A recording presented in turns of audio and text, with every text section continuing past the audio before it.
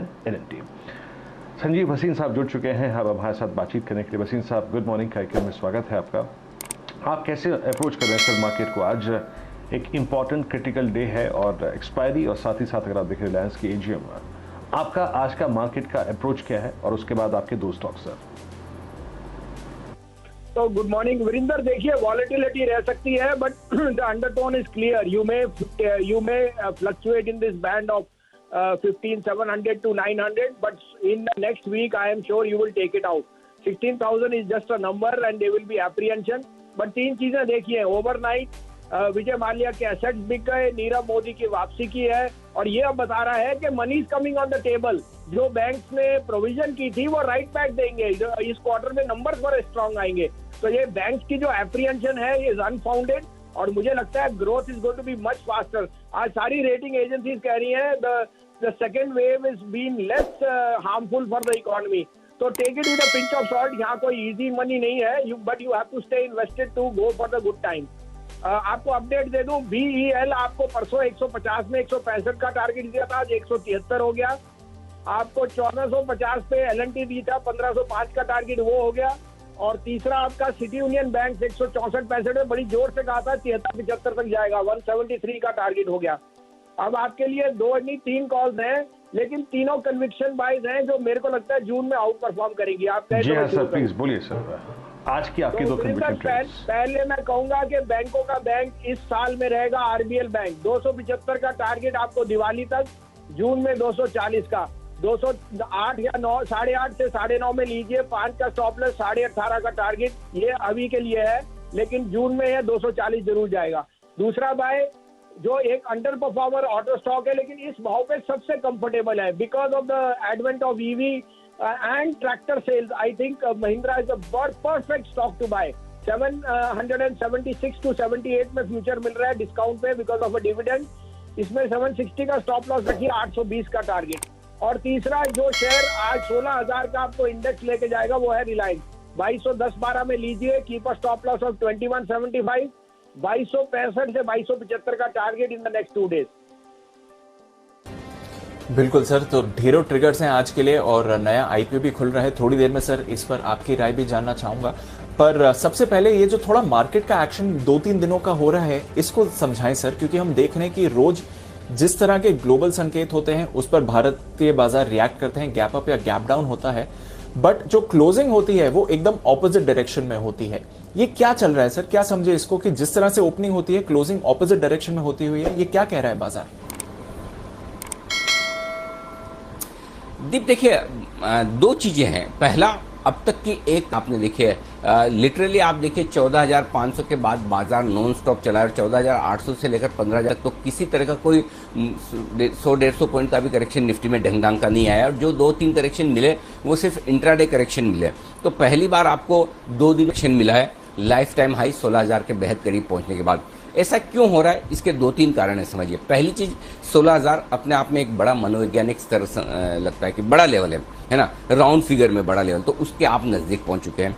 Non stop आपको 1400 point का एक रनअप देखने को मिला है बिना करेक्शन के। दूसरा, तीसरा, इस पूरे रनअप में ज़्यादा पार्टिसिपेशन लोकल ट्रेडर्स का, HNI इन्वेस्टर्स का, इनका आता हुआ दिखा है। फंड्स का पार्टिसिपेशन उतना नहीं है, घरेलू फंड्स हो चाहे FIs हो, उतना दमदार पैसा नहीं लगा रहे हैं। तो हमेशा लोगों के मन में एक डर रहता है कि जितना ऊपर जाएंगे उतना उनकी बिकवाली बढ़ गई। तो चौथा, जो कुछ भी ग्लोबल मार्केट्स में हुआ है, थोड़ी वॉलेटिलिटी, और सबसे बड़ी बात है कि ग्लोबल मार्केट उतना नहीं है, घरेलू फंड्स हो चाहे FIs हो, उतना दमदार पैसा नहीं लगा रहे हैं। तो हमेशा लोगों के मन में एक डर रहता है कि जितना ऊपर जाएंगे उतना उनकी बिकवाली बढ़ गई। तो चौथा, जो कुछ भी ग्लोबल मार्केट्स में हुआ है, थोड़ी वॉलेटिलिटी, और सबसे बड़ी बात है कि ग्लोबल मार्केट्स में जो तेजी का सबसे बड़ा ट्रिगर बना था वो ट्रिगर कमोडिटीज की वजह से बनता हुआ दिखा था, मेटल्स की वजह से बनता हुआ दिखा था। और चाइना ने पिछले 3-4 हफ्तों में थोड़े थोड़े कुछ न कुछ ऐसे एक्शन लेने शुरू किए हैं जिनसे कि मेटल्स के दाम कंट्रोल में आए, थोड़े कमोडिटीज के दाम कम हो। तो जहां से तेजी की शुरुआत हुई थी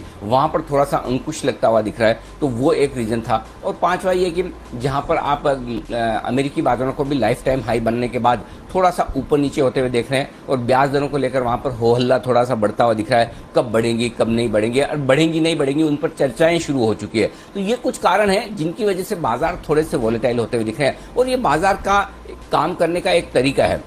कुछ समय तक बहुत वोलेटाइल रहेंगे, फिर लगेगा नहीं नहीं नहीं इतनी उतार चढ़ाव ठीक नहीं है, थोड़ा शांत हो जाएंगे। कुछ समय तक शांत रहेंगे, फिर देखेंगे कि अरे इसमें तो कुछ मज़ा नहीं है, लाइफ में कुछ किक चाहिए, थोड़ी वोलेटिलिटी आएगी। तो ये वोलेटिलिटी और शांत ट्रेड करने की जो बाजार की एक फितरत है, जो बाजार का एक तरीका है, वो हमेशा रहता है। तो हम एक तरफा ट्रेड से थोड़े वोलेटाइल ट्रेड की तरफ आए, लेकिन इसका मतलब ये नहीं कि वोलेटाइल ट्रेड हमेशा एक तरफा मूव, चाहे वो तेजी की तरफ हो या मंदी की तरफ हो, एक तरफा मूव होने के बाद बाजार जब वोलेटाइल होते हैं, वोलेटाइल होने के बाद बाजार अपनी राह पकड़ते हैं, चाहे तेजी की तरफ पकड़े वापस, चाहे मंदी की तरफ। तो ये उतार चढ़ाव वाले जो मामले हैं वो एक तरफा ट्रेड के बाद और एक पर्टिकुलर लेवल पर आने के बाद दोनों तरफ के ट्रेडर्स का कॉन्फिडेंस बढ़ता है।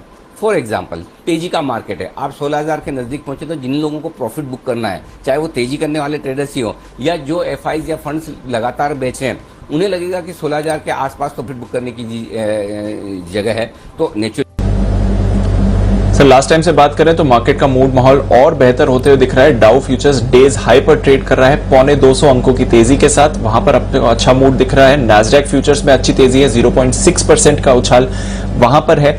यूरोप के बाजार पॉजिटिव मोमेंटम में है, 1 से 1.25% तक की तेजी यूरोप में आपको आती हुई दिख रही है। कच्चे तेल में पॉजिटिविटी है, गोल्ड सिल्वर बाउंस बैक कर रहे हैं। अमेरिका की 10 साल की बॉन्ड यील्ड भी थोड़ा बढ़कर आई है, 1.4748 के करीब थी, अब 1.49 1.5 के करीब ये भी जाती हुई दिख रही है। तो ग्लोबल मार्केट्स तो एकदम पॉजिटिव है सर। इस समय हमें क्या करके जाना चाहिए?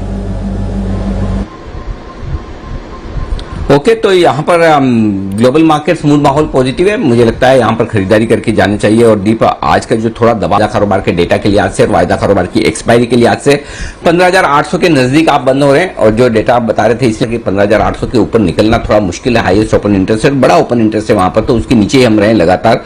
तो लेकिन मेरे ख्याल से 15,800 का एक कॉल ऑप्शन अगर आप खरीद कर जाए, आपकी लॉन्ग पोजीशन है, तो आपके पास दो ऑप्शन है, या तो आप सामने 16,000 का कॉल ऑप्शन बेच दें, या आप 15,600 का पुट ऑप्शन खरीद कर जाएं, अपनी हेजिंग कर ले 200 पॉइंट के गैप के हिसाब से, और ये कर सकते हैं। तो सिंपल सी चीज है, बाजार मजबूती के साथ बंद हो रहा है, 90 पॉइंट ऊपर 100 पॉइंट ऊपर अच्छी क्लोजिंग देने को तैयार है, और ऐसे में आप अपनी लॉन्ग पोजीशन को बनाए रखें, कोई दिक्कत वाली बात नहीं।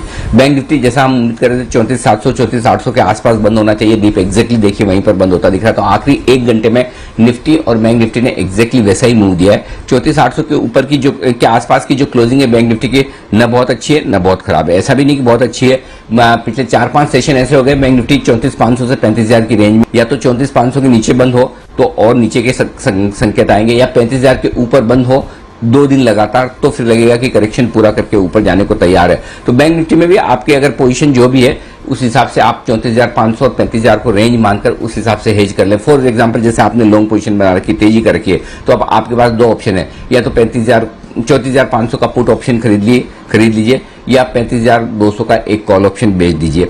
अगर आपने शॉर्ट पोजीशन बना रखी है तो आप 35,000 का एक कॉल ऑप्शन खरीद सकते हैं, तो आपकी 200 पॉइंट ऊपर की हेजिंग हो गई।